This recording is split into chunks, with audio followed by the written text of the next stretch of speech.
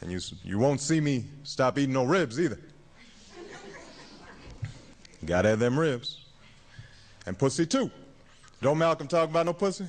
Now you know that ain't gonna work. I noticed Ray laughing and looked at him sternly.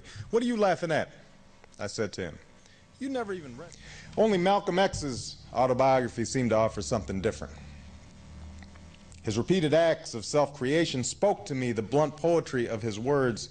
His insistence on respect promised a new and uncompromising order, martial in its discipline, forged through sheer force of will. All the other stuff, the talk of blue-eyed devils and apocalypse, was incidental to that program, I decided. Religious baggage that Malcolm himself seemed to have safely abandoned towards the end of his life. And yet, even as I imagined myself following Malcolm's call, one line in the book stayed with me.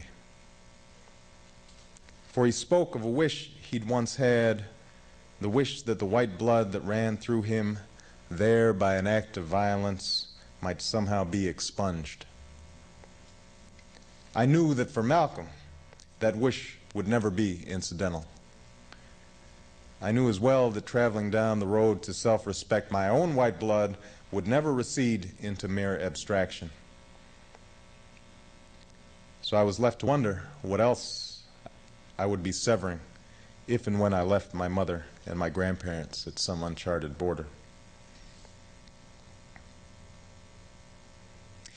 And two, if Malcolm's discovery towards the end of his life that some whites might live beside him as brothers in Islam seemed to offer some hope of eventual reconciliation, that hope appeared in a distant future, in a far-off land. Where were the people who would work towards this future and populate this new world? After a basketball at the university one day, Ray and I happened to strike up a conversation with a tall, gaunt man named Malik, who played with us now and again.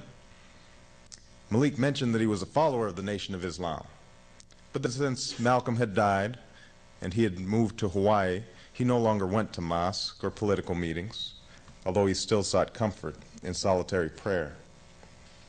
One of the guys sitting nearby must have overheard us, for he leaned over with a sagacious expression on his face. Y'all talking about Malcolm, huh?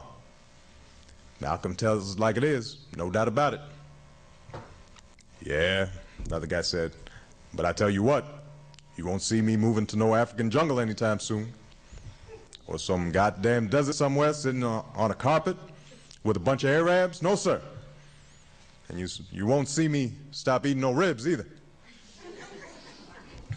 Gotta have them ribs. And pussy too. Don't Malcolm talk about no pussy? Now you know that ain't gonna work. I noticed Ray laughing and looked at him sternly. What are you laughing at? I said to him. You never even read Malcolm. You don't even know what he says. Ray grabbed the basketball out of my hand and headed for the opposite rim. I don't need no books to tell me how to be black, he shouted over his head. I started to answer, then turned to Malik, expecting some words of support. But the Muslim said nothing, his bony face set in a faraway smile. This is American justice. This is American democracy. And those of you who are familiar with it know that in America, democracy is hypocrisy. Now, if I'm wrong, put me in jail. But if you can't prove that if democracy is not hypocrisy, then don't put your hands on me.